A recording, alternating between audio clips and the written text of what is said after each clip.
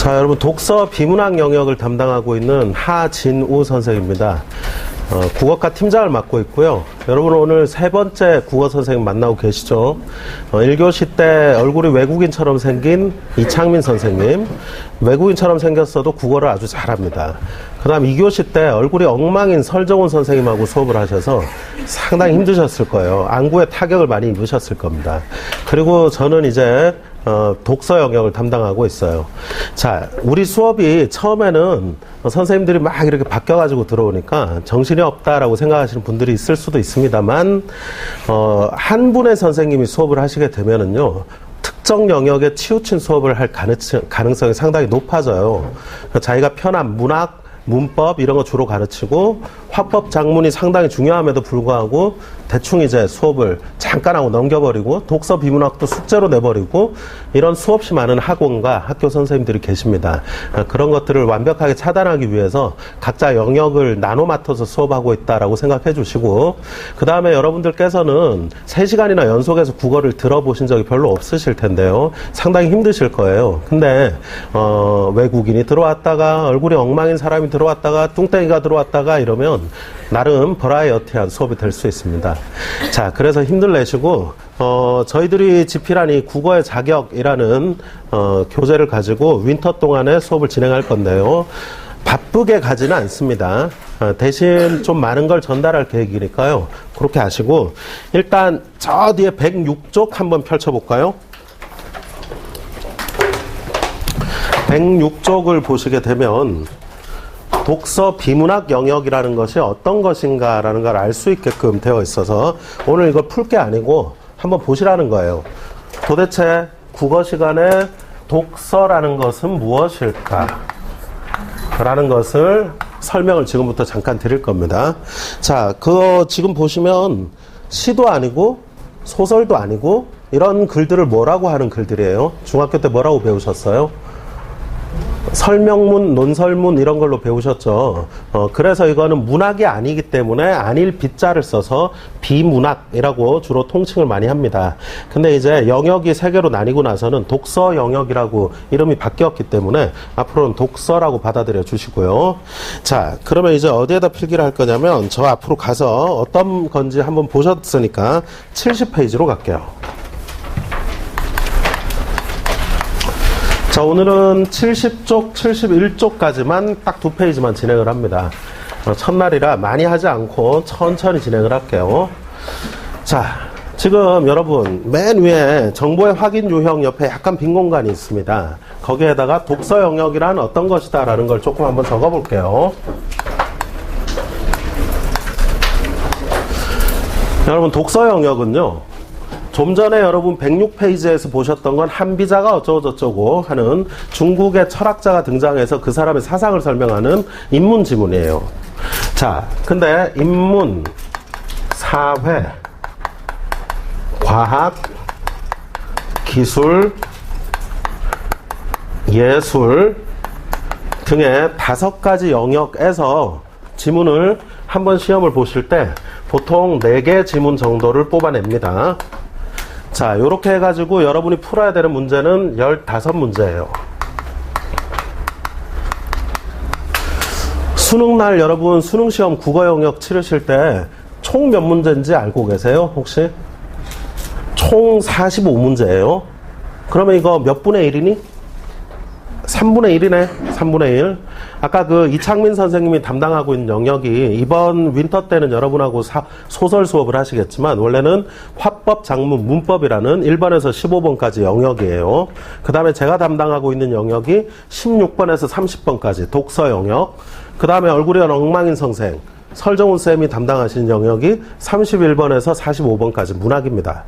자, 여러분 지금까지 주로 뭘 위주로 국어 공부를 해오셨죠? 초등 때부터? 주로 문학 쪽 아닌가요? 그죠? 근데 실제 수능에는 3분의 1밖에 안 나와요. 그리고 수능날이 되면 문학이 그렇게 어렵지 않습니다. 물론 열심히 공부를 했다는 가정하에.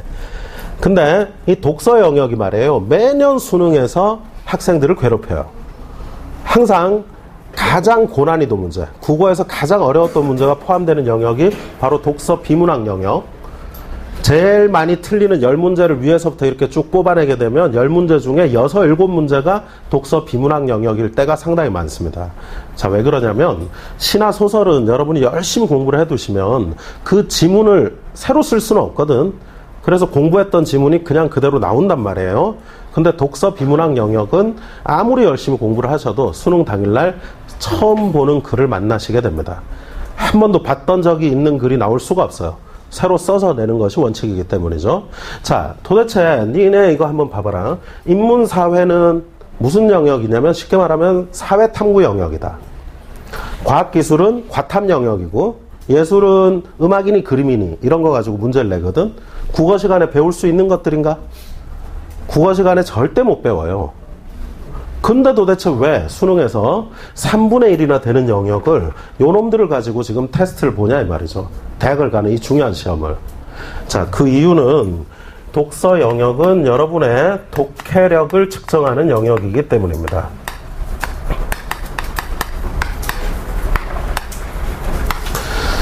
자, 얘들아, 독해력은 이게 출중하려면 뭐를 많이 알고 있어야 되니? 영어라고 생각을 해봐라. 뭐를 많이 알고 있어야 독해를 잘하니? 단어지, 어휘지. 그래서 이거 역시나 여러분 국어에서도 독해력 측정에 제일 중요한 것은 여러분의 어휘력이 얼마나 쌓여 있느냐라는 것이에요. 응? 자, 영어는 그동안 어떻게 단어들을 외워왔니?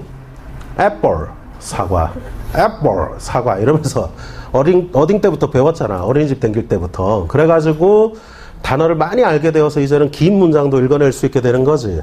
근데 국어도 그렇게 배워왔니? 국어는 우리가 그냥 자연스럽게 알게 돼버린 것들이잖아.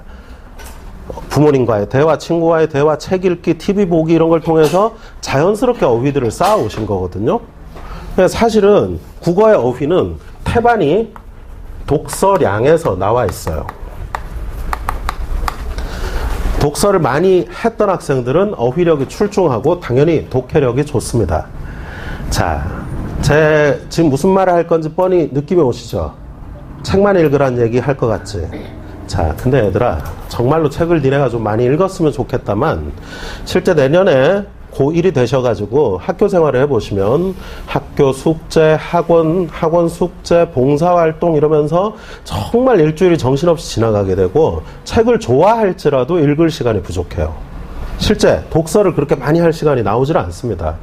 그래서 저희 학원에서는 한 권이라도 방학 때 읽으라고 1인 1독을 지금 시행하고 있는 것이고, 여러분이 기껏해야 학생부, 생활기록부상에 남길 수 있는 책들 정도 읽으시면 많이 읽으시는 거예요.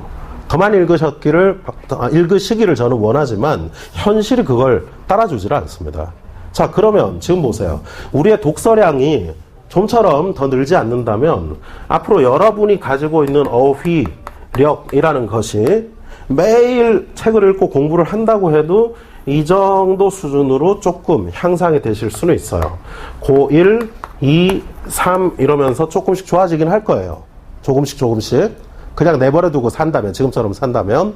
근데 있잖아, 니네가 내년에 첫 번째 모의고사를 보게 되면 엄청 쉽거든, 생각보다는. 수능 지문하고 비교도 안 되게 쉽다고.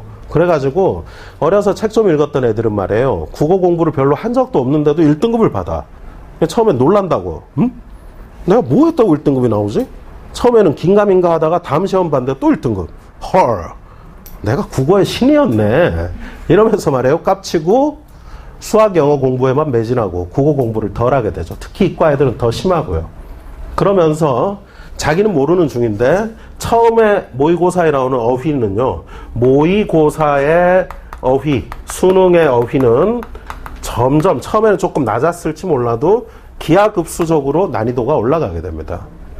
이러다 보니까 그냥 아무 생각 없이 국어 공부를 하다 보면 이 간격이 너무 커지죠. 단어를 모르면 문장이 안 읽혀. 문장이 안 읽히면 문단 파악이 안 된다. 그러므로 글 전체 독해가 안 되죠. 그러니까 수능날 맨날 독서 영역에서 다 망하는 거예요. 이번 수능에서도 학생들의 발목을 잡은 건 독서 영역이었어요. 근데 여러분이 이제 처음 시작하시는 거잖아요, 그죠?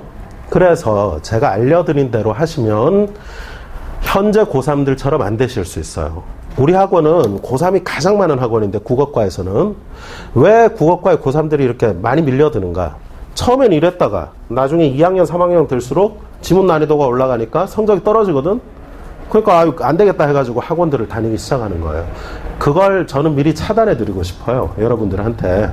자, 그래서 사실은 여러분이 어휘를 좀 외워 주셔야 됩니다. 영단어 외우듯이 국어 단어를 좀 외워 주셔야 되는데, 어떻게 하셔야 되냐면 얘를 향상시키기 위해서, 얘가 올라야 얘가 오르는 거니까, 오늘 공부한 지문 속에 모르는 단어가 있다면 무조건 암기해 주셔야 됩니다. 국어 시간에 단어 외우라 라는 얘기를 하는 선생님들은 우리 학원밖에 없어요. 다른 학원 선생님들이 이런 얘기 잘 안 합니다. 해봤자 실천에 잘 안 옮기고 해서 그런 것도 있겠지만 잘 몰라서 그래요. 어떻게 해야 애들 독해력을 올려줄 수 있는가. 수업 시간에 오늘만 해도 여러분들 저랑 중심 문장 찾기, 문단 요약하기 이런 것들을 배워나가실 텐데, 그걸 다 알고 있어도 어휘를 모르면 못 읽어내요. 궁극적으로 여러분의 체력과 똑같습니다. 얘들아, 쌤이 지금은 이렇게 생겼지만 니네 나이 때 목이 있었거든? 지금보다는 훨씬 날씬했었다고. 꾸준히 한 해 1, 2kg씩 계속 찌는 항상성을 가지고 있어가지고 쌤이 이 몸매를 지금 갖고 있는 건데, 니네 때는 쌤이 공을 상당히 잘 찼다. 축구를 상당히 잘했었다. 내가 내 입으로 이렇게 할 정도면 진짜 좀 찼겠지. 그래서 공을 세워놓고 어떻게 차면 어떻게 이게 휘어지고 하는 것도 나는 할 수 있거든. 그래서 만약에 지금 손흥민이 뛰고 있는 EPL에 내가 대신 뛴다고 가정을 해보자. 그런 일은 평생 앞으로 일어날 수 없겠지만 다음 생에서는 가능할지 모르겠다만, 여튼 내가 한번 뛴다고 해보자. 공을 과연 찰 수 있을까? 나는 5분 안에 들것에 실려 나온다. 아무하고도 부딪히지도 않았는데 혼자 뛰고 혼자 쓰러지는 거야. 지쳐가지고. 내가 뭐가 없게 생겼냐 딱 보면 체력이 없다고. 맨날 뛰고 운동하면 몸이 이렇겠냐? 맨날 글이나 읽고 앉아있으니 이런 거지. 그래서 내가 아무리 잘 찰 수 있는 노하우를 머릿속에 갖고 있어봤자 내 몸이 안 따라가기 때문에 공을 찰 수 없다고. 니네한테 내가 아무리 훌륭한 노하우를 전달해줘봤자 여러분들이 어휘를 모르시면 풀어낼 수가 없어요. 어휘는 곧 국어의 체력입니다. 자, 앞으로 제가 자주 말씀을 드리겠지만 오늘 여러분 1일과제장 학습요령 배우셨죠? 하루 문제풀이를 해야 할 지문이 딱 한 지문이에요. 하루에 한 지문만 계속 하세요, 앞으로. 우리 1일과제장만 계속 해도 돼.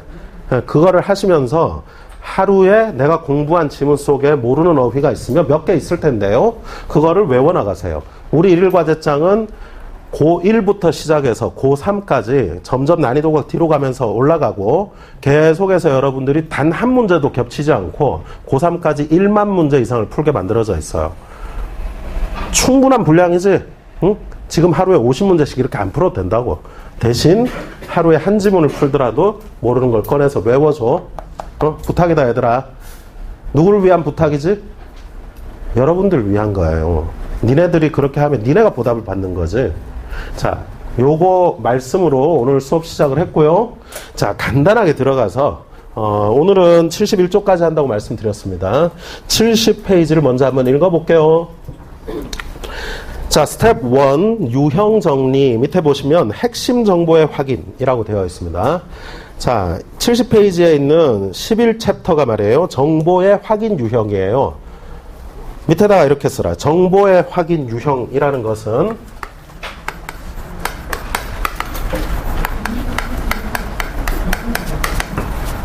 어렵게 생각하실 거 없고, 지문 속에 있는지 없는지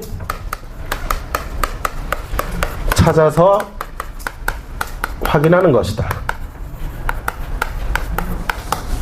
라고 머릿속에 넣으세요. 있냐 없냐, 얘들아. 있냐 없냐.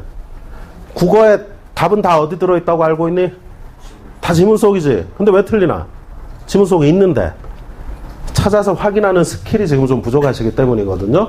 자, 이거를 완성시켜 드릴 테니까 꾸준히 따라오시고, 있냐 없냐를 얘들아 아주 중요한 말이 지금 들어갔다. 찾아서 확인하는 것이다. 절대 머리로 생각하거나 추론하거나 이런 걸 하는 게 아니에요. 지문 속에 있는지 없는지를 마치 틀린 그림 찾기 하듯이 있다 없다 찾는 거라고. 자, 그 중에서 오늘은 1번 핵심 정보의 확인.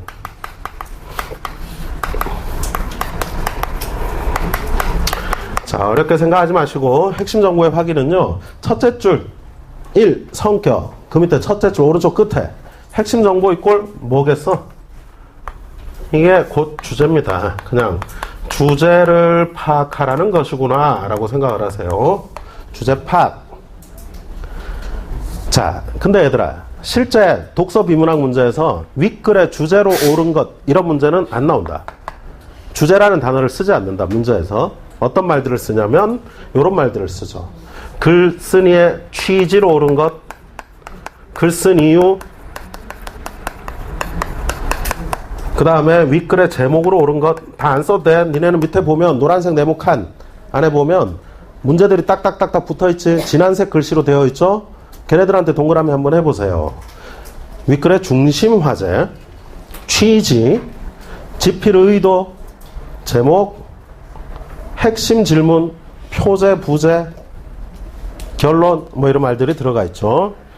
자, 취지니 글쓴 이유니 제목이니 이런 것들로 바꿔냅니다.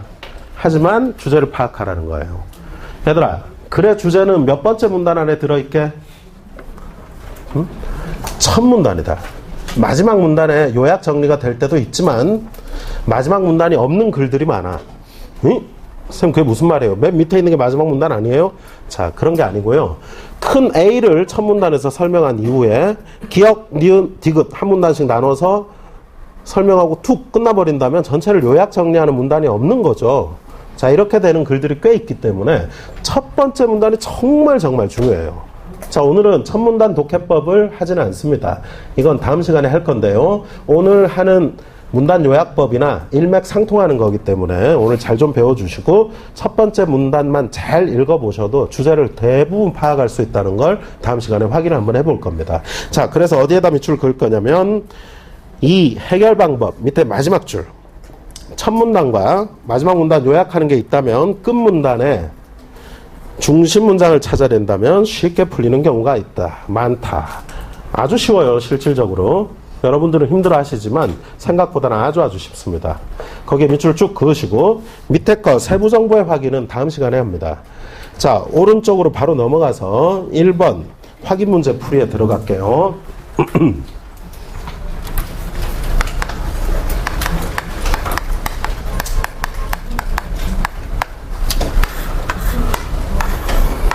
자, 1번에서 여러분한테 요구하고 있는 건 핵심 논지로 적절한 거네요. 핵심 논지, 문제 단어, 문제의 핵심 단어다, 유형을 알려주는 단어다 싶은 거 동그라미 하는 연습을 해요. 핵심 논지에 동그라미 하시고 오른쪽에 적절 동그라미 해주세요. 나중에 이유는 설명을 다 드릴게요. 자, 밑에 문장이 여러 개가 있네요. 여러 문장들이 있는데 그 중에서 우리가 핵심 논지라는 거 하나만 딱 꺼낼 건데요. 자, 일단 근처에 요 말 한마디 적고 들어갈게요, 여러분. 주제를 찾으라는 건데, 얘들아, 이 주제가 뭐니? 우리가 초딩 때부터 주제 계속 주제 해왔는데, 그걸 좀 쉽게 풀어서 알기 쉽게 제가 말씀을 드린다면요, 이렇게 생각하시면 됩니다. 글을 쓴 이유 라고 생각을 하세요. 주제는 글을 쓴 이유입니다. 자, 그러면 지금 우리가 하고 있는 건 뭐냐면 한 문단 안에서 글 쓴 이유를, 이 문단을 쓴 이유를 꺼낼 건데 여기에 해당하는 문장이 존재해요. 항상 중심 문장이라는 게 존재한다고. 자, 그 녀석을 한번 찾아볼게. 자, 시작하자마자 이렇게 들어가네요. 이제 우리는 좀 다른 식으로 생각해야 된다 했습니다. 거기에 주어가 우리는 이네. 우리. 얘들아, 우리 속에는 누가 있게? 니네 나중에 논술들 쓸 학생들 많을 텐데 글을 쓸 때 나는 이렇게 생각한다. 초딩이나 하는 짓이다. 나라고 주어를 절대 쓰지 마. 근데 쌤, 제 생각을 표출해야 되면 어떻게 합니까? 나라고 쓰면 글을 읽는 사람이 뭐라고 판단을 하냐면 그건 네 생각이지 라고 한다고. 그래서 이건 나뿐 아니라 모든 사람의 생각인 것처럼 포장을 하는 거예요. 그게 이거죠. 우리는 이렇게 하시면 된단 말이야. 이러면 상당히 객관적인 것처럼 느껴지지만 사실은 이 속에 글쓴이가 포함되어 있기 때문에 우리는 이라는 주어로 시작하게 되면 다 뭐를 말하는 거냐면 궁극적으로는 글쓴이의 주장을 말하는 겁니다.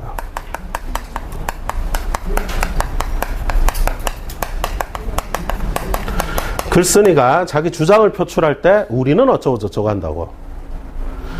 자, 제가 여러분들이 2학년, 3학년이시면 이렇게 꼼꼼하게 하나씩 설명을 안 드립니다. 근데 우린 처음이고 하니까 다 새로 배운다고 생각하고 하나씩 해드릴게요. 좀 귀찮아도 천천히 따라가 보십시오. 저도 맨날 고3 재수생들만 수업하다가 여러분들하고 하니까 되게 기분이 좋습니다. 와, 이 녀석들한테 뭘 설명해야 될까? 뭐 이런 생각이 막 든단 말이에요. 저는 이렇게 재미 좋아가지고 막 하고 있는데 여러분이 지치시면 안 되겠죠? 같이 힘 좀 냅시다.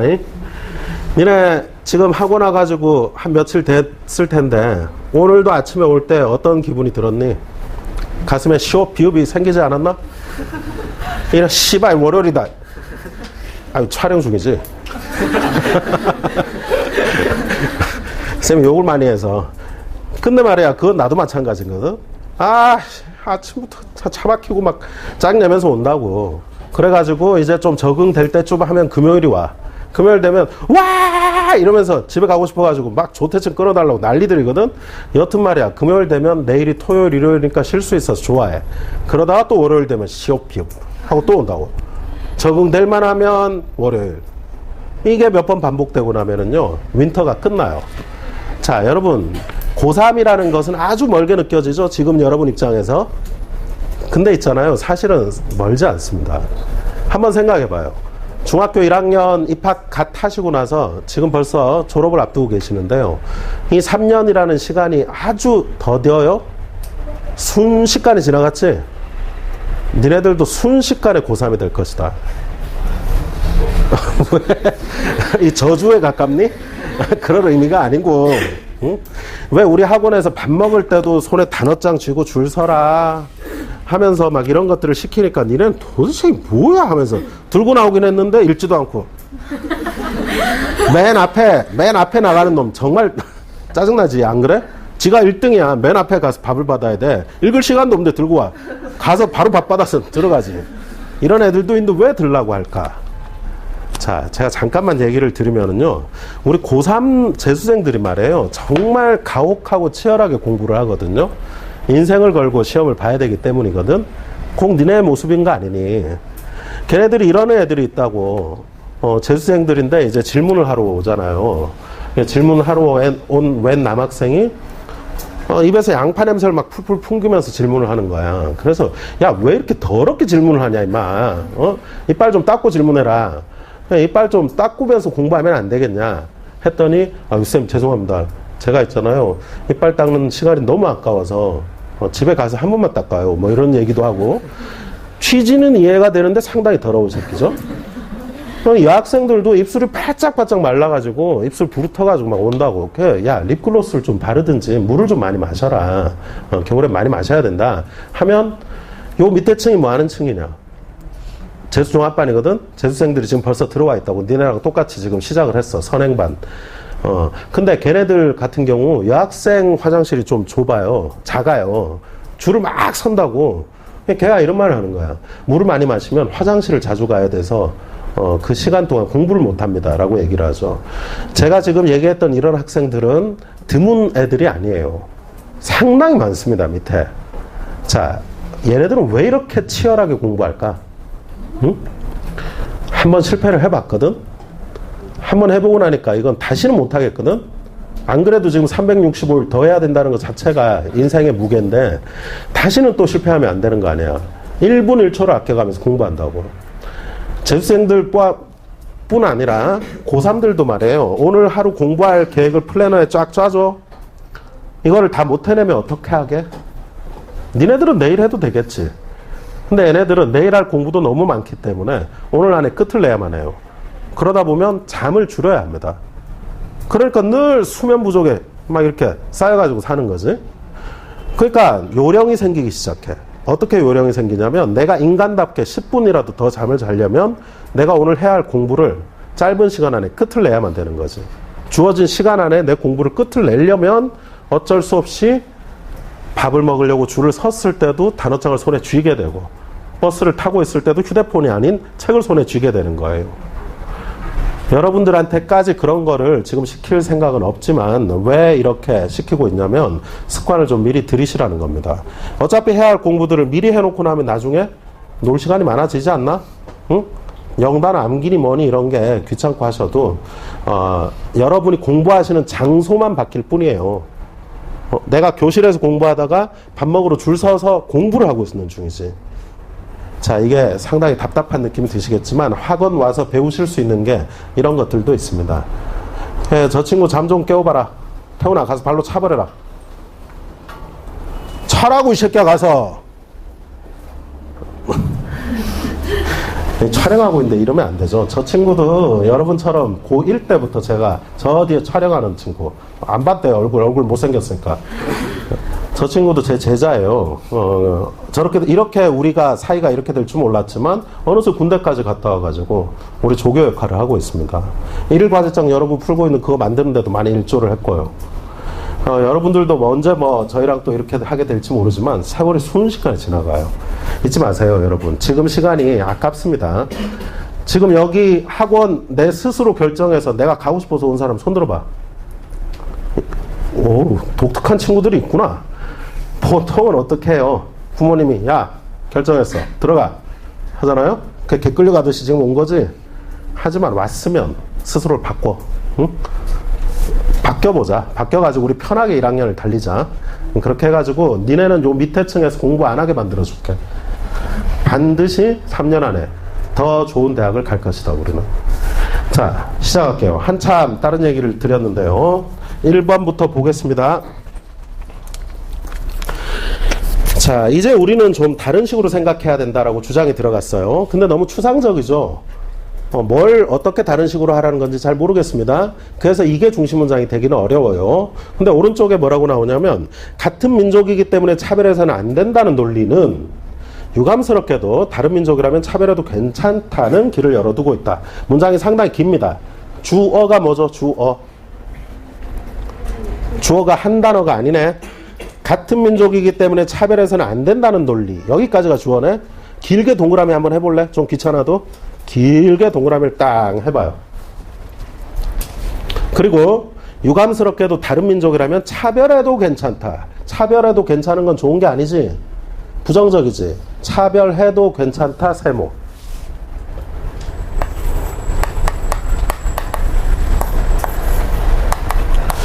아마 설정훈 선생님하고 수업 시간에 긍정, 부정 표시를 시에다가 많이 하시게 될 거예요. 많은 선생님들이 수업을 이렇게 진행하시죠. 아니면 플러스 마이너스 할 겁니다. 근데 저는 가능하면 동그라미 세모를 권해요. 언제 우리가 플러스 마이너스 쓰고 있나? 빠르게 해야지. 동그라미 그냥 딱 세모를 딱 때리는 건데, 근데 희한하게도 독서 비문학 때 표시를 할 때 이 세모를 갖다가 접속사에다가 하는 학생들이 많아요. 도대체 누가 그렇게 시키고 있는지 모르겠지만, 얘들아 똑같은 기호를 다 똑같이 때려야지. 시든 소설이든 비문학이든. 그래서 쌤이 금방 세모하라는 건, 쌤 수업에 세모하는 것은 전부 부정적인 표시들이다. 자, 비문학 속에서 제가 세모하라라고 하는 표시는요, 얘는 문제점이에요. 해결 방안입니다. 단점입니다. 자, 그리고 표시는 왜 할까? 읽으면서 이거를 잘하려고, 찾아서 확인하는 걸 빨리 하기 위해서. 표시한 녀석이 항상 선택지 안에 들어가 있는 걸 보게 될 거다. 그래서 미리 하는 거야. 자, 그래서 이렇게 했는데요. 일단 해두시고 뒤에 하나의 민족부터 이 표시를 합니다. 묶어볼게요. 하나의 민족, 하나의 조국, 하나의 언어를 강하게 내세운 나치 독일은 유대인 학살과 주변 국가에 대한 침략으로 나아갔다까지 묶으세요. 자, 그리고 이 묶은 녀석은 뭔 것 같으세요, 여러분? 그 앞에 문장에 대한 예시, 사례죠? 그죠? 자, 사례는요, 이런 표시를 해주시고, 사례는 중심 문장에서 제외하십시오. 사례는 중심 문장이 아닙니다. 얘들아, 사례는 왜 드니? 예는 왜 들어? 중요한 말을 했기 때문에 이해를 시키기 위해서 예를 드는 거잖아. 그래서 이렇게 묶었다면 이 앞에 문장이거나 이 뒤에 문장이 중요하지 사례 자체가 중요한 건 전혀 아니야. 그래서 읽어나갈 때 사례는 이 표시라고 훌쩍 뛰어넘어 버리세요. 빠르게 스피디하게 읽어서 내려가세요. 자, 사례를 들어서 할 말이 뭐였는지 봅시다. 물론 이런 가능성들이 늘 현재화되는 것은 아니지만 단일 민족 의식 속에는 억압과 차별과 불관용이 숨어있다 라고 했습니다. 자, 맨 마지막 문장 제가 읽었는데요. 그 녀석은 첫째 줄에 오른쪽에 있는 문장하고 똑같은 말 아닌가요 지금? 그런 느낌 드냐? 대신 좀 압축되어 있지? 자, 얘들아, 니네가 첫째 줄에서 길게 동그라미 한 거 같은 민족이기 때문에 차별해서는 안 된다는 논리랑 똑같은 단어가 어디 있지? 마지막 문장에서. 오케이, 잘했다. 단일민족의식 동그라미. 자, 그 다음에 거기에도 세모할 놈이 보이죠? 억압, 차별, 불관용. 세모하십시오. 자, 지금 보시면 중요한 문장이 두 개 있네요. 이 문단을 쓴 이후에 해당하는 문장이 사례 문장 제외하고 첫째 줄에 두루뭉술하게 들어갔던 우리는 생각을 바꿔야 한다. 이 문장 제외하고 하고 나서 보면 여러분이 동그라미 세모해 놓은 문장 두 개죠. 두 개가 사실 지금 똑같은 말을 하고 있죠. 둘 중에 하나를 중심 문장으로 꼽겠다면 어떤 놈? 아무거나가 아니고요. 항상 좀 더 압축된 문장. 조금 더 짧은 문장 이런 놈으로 선택을 하세요. 더 포괄적인 문장. 자, 같은 민족이기 때문에 차별해서는 안 된다는 논리 너무 길잖아요. 이거를 압축해서 단일 민족 의식 속에는 차별 불가능이 들어있다 라고 한 이 문장이 이 문단의 중심 문장이 돼야 됩니다. 되셨나요? 자, 그리고 한마디 더 적을게요. 자, 그리고 니네가 선택지 안에서 주제를 파악하면 선택지 안에 이 주제 문장이 들어가 있을 거 아니니? 그러면 주제 문장은 반드시 글 전체 핵심어를 포함해야 합니다.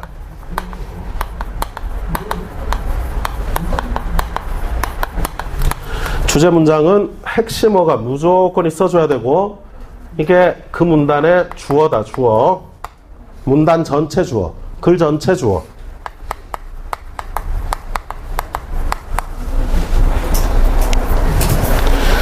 자, 지금 우리가 좀 전에 했던 글은 한 문단밖에 없었잖아.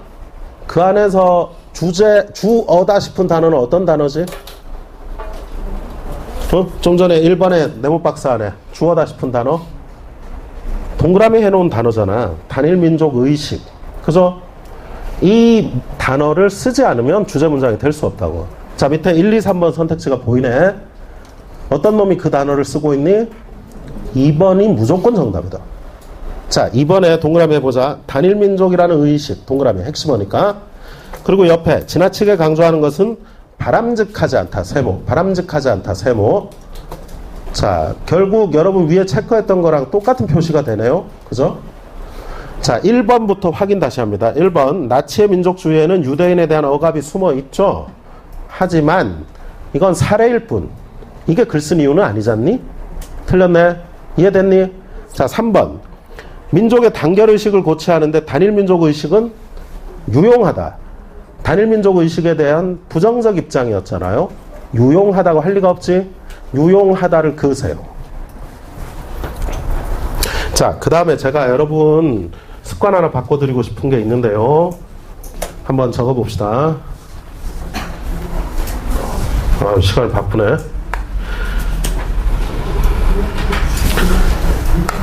빨리 할게요.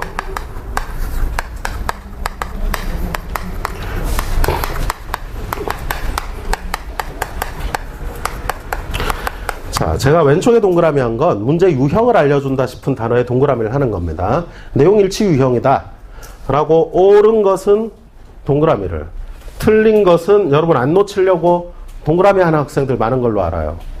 근데 틀린 것은 틀린 표시를 하세요. 빗금을 긋든 X를 하든 세모를 하든 부정적인 표시로 때려놔. 니네가 여기를 동그라미를 하기 때문에 자꾸 틀린 거 안 놓치려고 동그라미 해놓고 옳은 걸 자꾸 답으로 찾는 거야. 무의식 중에 긍정적 기호를 때려놨기 때문입니다. 자, 요거 하나 고쳐주시고요. 그 다음에 선택지 판단할 때, 자, 문장들이 이렇게 나와 있는데요. 여러분 이거 판단해 나가실 때 주로 어디에다가 OX 표시하시죠? 주로 번호에다가 뭐 이렇게 하시든지 아니면은 끝에다가 뭐 잘 모르겠다 세모 동그라미 이렇게 해 나가시죠? 이렇게 하시니까 국어가 맨날 두루뭉술한 겁니다. 이건 것 같아. 국어라는 게 지금 잘 못 느끼시겠지만 앞으로 모의고사 문제를 풀어 나가시다 보면 이건 것 같은데 저건가? 막 느낌으로 푸는 학생들이 너무 많은데요. 이러고 있기 때문이에요. 습관을 고치세요, 여러분. 절대 이러지 마시고. 좀 전에 제가 어디 긋던가요? 누용하다라는 말 자체를 그어버렸죠. 얘들아, 이 문장 전체가 틀리는 경우는 없다. 절대 없다. 이 문장 속에 어떤 한 단어가 틀려. 틀린 단어를 정확하게 찾아서 긋는 연습을 한번 해봐. 이렇게 하면 국어를 다 맞힐 수 있게 된다. 전국 1등을 할 수 있게 된다. 이렇게 하기 위해서 여러분들은 정확하게 따져나가시게 되거든요. 단어 하나하나를. 자, 습관 기르세요. 이렇게. 여러분, 이거 타당하다는 생각이 드셨나요? 저렇게 해야 되겠다 싶었지? 지금 고개를 분명히 끄덕끄덕 했다. 그래 놓고 나중에 1과장 풀 땐 자기도 모르게 이게 뭐 만약에 금방 니네 고개 다 끄덕거려 놓고 이러고 있는 놈이 걸리면 바로 상담 들어간다. 응?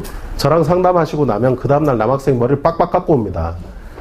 가혹한 상담을 저랑 하고 싶지 않으시면 반드시 이렇게 해야 되겠다 싶으면 바로 그날부터 행동해 옵니다. 얘들아, 이것만이 제가 왜 이렇게 강하게 말씀드릴까요? 여러분이 잘하게 만들어 드리고 싶어요. 국어를 저처럼 풀게 만들어 드리고 싶어요. 그래서 만약에 저처럼 진짜 풀고 싶으시다면 시키는 대로 하십시오. 처음부터 잘 각을 잡아 두시면 나중에 편하게 달리실 거예요. 자, 좋습니다. 첫 번째 문제를 한번 풀어봤는데요. 2번으로 가볼게요. 2번에서 요구하고 있는 건 핵심 내용을 정리해 보시오. 핵심 내용, 문단 요약하라는 겁니다. 자, 지금 제가 칠판에다가 문단 요약법을 좀 쓸 거예요. 내가 2학년, 3학년한테는 문단 요약법이니 뭐니 이런 거 한마디도 안 하는데 니네한테는 친절하게 알려줄게.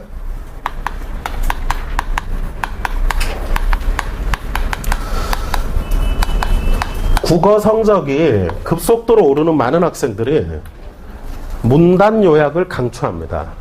이거는 제가 강추하는 게 아니라 여러분의 선배들이 직접 얘기를 하는 거예요. 문단 요약을 하루에 한 지문만 해나가셔도 1년 후에, 2년 후에 여러분 국어는 바뀌어요. 독해력은 일치월장 할 수밖에 없습니다. 오늘 해보시면 아실 거예요. 왜 그렇게 되는지. 일단 첫 번째, 문단 전체 주어를 찾으세요. 문단 전체의 핵심어를 먼저 찾습니다. 이 녀석은 주어로 들어가게 될 거예요. 시간이 없으니까 빨리 따라오십시오. 여러분 사진 찍느라고 시간을 써서 이 핵심을 먼저 찾으시고, 그 다음 두 번째, 문장 하나하나마다 역할을 생각해야 돼. 모든 문장을 다 따져야 된다. 각 문장의 문장을 한 단어로 대체할 수 있다면, 그런 단어가 존재한다면 필수 단어를 찾으시고, 만약에 그 문장을 한 단어로 대체할 수 있는 단어가 존재하지 않는다 라고 한다면 문장을 한 문장 전체를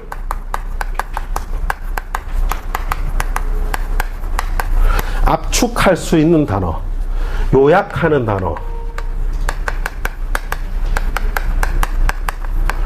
단어를 만드세요. 자, 여기에 지금 필수 단어나 요약한 단어들은 좀 이따가 서술어로 들어갈 겁니다. 자, 그런 다음에 3번, 마지막 3번, 핵심어와 필수 단어, 요약 단어 결합하셔서 문장으로 만드세요. 자, 얼른들 받아 적으시고 연습 한번 해볼게요.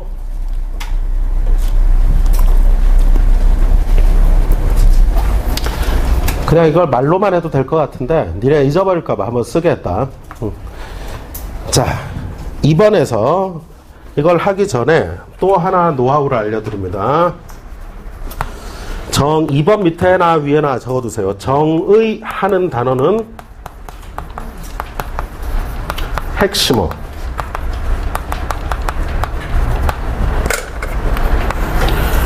얘들아, 정의가 뭐냐? 중학생 때 배우는 걸로 아는데 단어 뜻 풀어주는 거. 소설이란 이러이러한 문학이다. 이렇게 설명해 주는 거 있죠? 정확한 의미라는 뜻으로 단어 뜻을 풀어 설명하는 겁니다.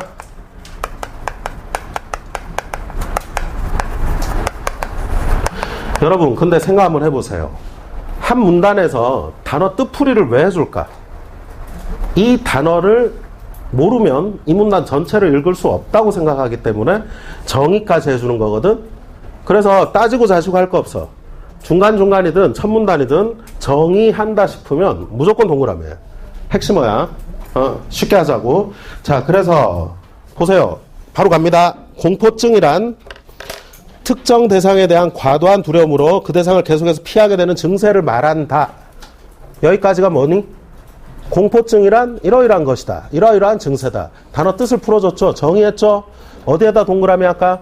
공포증. 동그라미 하시고 여러분이 찾아내신 건 뭐죠? 핵심어. 글 전체 핵심어. 문단의 핵심어. 주어를 찾았어요. 공포증 찾았습니다. 자, 그러면 이제 그 문장의 역할을 한번 볼까요? 그 문장의 역할.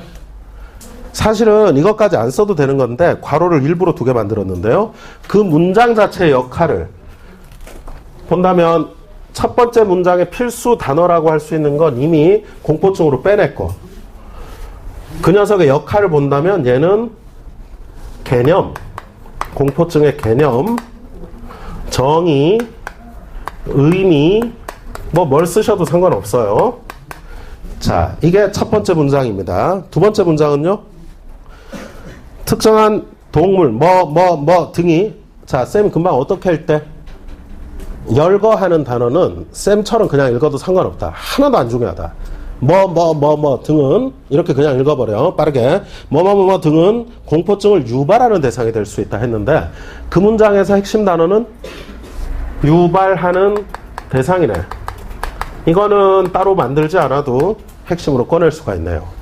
자, 마지막 문장은 어떻게 할까? 어떤 단어를 꺼내볼까? 물론 일반적인 사람들도 이런 대상을 접해서 부정적인 경험을 할 수 있지만 공포증으로까지 이어지는 경우는 드물다. 자, 마지막 문장은 부연 설명에 불과한 문장이기 때문에 특별히 여러분이 뽑아내실 것이 없습니다. 자, 그러면 이제 밑에 빈칸을 문장 형식으로 만들어서 채워보신다면 공포증의 개념과 유발 대상, 유발하는 대상 이렇게 쓰시면 된다는 거죠. 어떻게 하는지 조금 아시겠어요? 한 번 더 해보겠습니다, 여러분. 아까 했던 거 1번 네모 박스를 가지고 다시 해볼게요. 아까 우리 풀었던 1번 지문. 자, 요 녀석의 핵심어는 뭡니까? 1번 지문의 핵심어? 단일민족의식. 단일민족의식. 1번 문제를 가지고는 단일민족의식. 이게 핵심어로 들어갔고요. 그 다음에 이미 세모한 게 중심 문장이라고 니네가 꺼냈었기 때문에 그 세모한 걸 써야 되는데 차별해도 괜찮다, 억압차별 불관용 이렇게 쓰면 그건 요약을 한 게 아니거든. 요약을 하려면 어떻게 하면 되게?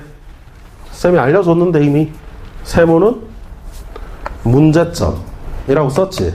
자, 그래서 위에 거를 요약을 한다고 하면 단일민족의식의 문제점 이렇게 쓰시면 완벽한 문단 요약이 됩니다. 첫 문장이나 마지막 문장이 똑같은 얘기를 했기 때문이죠. 됐습니까? 자, 밑에 2개 빠르게 합시다. 밑에 2개는 문제를 풀 게 아니라 문단 요약만 해볼게요. 자, 3번에서 핵심어는 쌤이 일부러 다 정의하는 단어를 집어넣었거든. 한 물체가 어쩌고저쩌고 하는 게 작용, 반작용, 법칙이다 했으니까 여러분이 꺼낸 핵심어가 작용, 반작용, 법칙이네요. 3번에서는 작용, 반작용, 법칙. 얘를 주어로 딱 잡았어. 핵심어로. 자, 그러면 두 번째 문장. 예를 들어는 어떻게 처리? 사례 표시하세요. 사례 표시. 예를 들어 예를 들어 바퀴 달린 의자에 앉아서 밀면 사람 벽을 미는 동시에 벽도 사람 미는 반작용이 있기 때문이다 까지 묶으시고, 이건 사례일 뿐이니까 사례는 중심 문장에서 제외, 요약하실 필요도 없어요. 자, 그런 다음에 그 뒤에 이 법칙은 물체가 정지하고 있을 때나 운동하고 있을 때 모두 성립하며 접촉할 때나 서로 떨어져 있을 때도 항상 성립한다.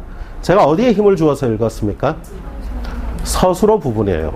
항상 아무리 길어도 힘을 주어서 여러분이 집중해서 읽어야 할 부분은 서술어 부분이거든요. 자, 작용 반작용 법칙은 모두 성립하고 항상 성립하는데, 이렇게 써놓으면 좀 촌스럽지. 작용 반작용 법칙은 모두 항상 성립, 이렇게 쓰면 초딩빌 나잖아. 그래서 조금만 풀어주면 예외 없는 성립, 이런 식으로 필요한 단어를 좀 만들어내실 수 있으면 더 좋아요. 밑에 것처럼 그냥 써도 상관은 없습니다. 생각나면 위에 것처럼 쓰시고, 안 나면 그냥 밑에 것처럼 쓰시고, 작용 반작용 법칙의 예외 없는 성립을 말하기 위해서 세 번째 문단이 존재했던 거죠. 자, 마지막 하나 남았습니다. 자, 4번 볼게요. 4번의 핵심어부터 꺼내보시죠. 여러분이 직접 동그라미 해보세요. 어떤 놈? 편의법. 잘하셨습니다. 편의법은 이러이러한 방법이다 까지가 개념이죠. 정의죠. 자, 편의법. 주어 찾았습니다. 그러면 이제 2번 할 거예요. 각 문장의 필수 단어나 요약하는 단어를 꺼낼 건데, 자, 두 번째 문장. 이 방법은 의사결정에 있어서 해답에 빨리 도달하게 하고 and 그 나름대로 편리한 기존을 제공하므로 원인. 얘들아, 여기까지는 원인이지. 원인보다는 항상 결과가 중요. 그래서 제공함으로 오른쪽에 밑줄. 제한된 상황에서 현실적으로 만족할 만한 수준의 해답을 찾을 수 있게 해준다. 쭉 했습니다. 자, 거기서 여러분 한 단어만 딱 꺼내가지고 뭘 하기가 좀 어렵죠? 그거 어떻게 요약할까? 요약 한번 해봐라. 그 문장. 열나 길지만 편의법에 이러이러하면 좋대잖아. 이러이러하면 좋다고 하니까 장점. 이해되니? 자, 근데 그 뒤에 접속사가 그러나 라고 따라 붙었다. 얘들아, 쌤은 접속사를 말음모 표시를 한다. 언제 말음모 하고 있습니까? 하지 말고. 글의 흐름이 바뀔 때만 접속사 체크를 하면 돼. 요약하거나 글의 흐름이 바뀌거나. 접속사 나올 때마다 말음모 하고 있으면 언제 지문을 읽고 있나? 쓸데없는 짓 하지 말고. 지금 글이 뒤집혔거든. 자, 왼쪽에 장점 나왔으니까 그러나 했으면 이제 뭐 나와야 돼? 읽어보나 안 읽어보나? 단점이 나와야 될 거 아닌가? 자, 찾아봅시다. 세모 때릴게요. 오류의 가능성이 있으며, 세모. 합리적 사고가 이루어지지 않는 경우도 있으므로. 자, 경우도 있으므로 아무데나 세모하시고, 여기까지가 단점. 자, 단점, 문제점이 있는데 그걸 해결 안 하는 지문들은 거의 없습니다. 마지막 문장 보시면 맨 마지막에서 선택된 대안이 정말 타당한 것인지 신중한 판단이 요구된다 했어요. 이걸 요약하려면 어떻게? 금방 말했잖아. 단점을 어떻게 했어요? 신중하게 해결하라 라고 해결 방안이 나왔죠. 자, 그러면 지금 얘네를 조합해서 한 문장으로 바꾼다면 어떻게? 요것만 하시면 됩니다. 편의법의 장점과 단점과 해결 방안. 좀 구리잖아? 어떻게 할까? 장단점 및 해결 방안. 이렇게 쓰시면 완벽한 문단 요약이 됐습니다. 자, 오늘 사진 찍느라고 제가 시간, 여러분 쉬는 시간 조금 뺏었는데요. 어떻게 그 한 4지문 정도 문단 4개를 한번 해보면서 문단 요약이라는 게 뭔지 조금 느껴지셨나요? 자, 그러면 1일 과제장 하실 때 연습을 반드시 부탁드립니다. 그래야 여러분 늡니다. 고생 많으셨고 수요일 날 뵐게요.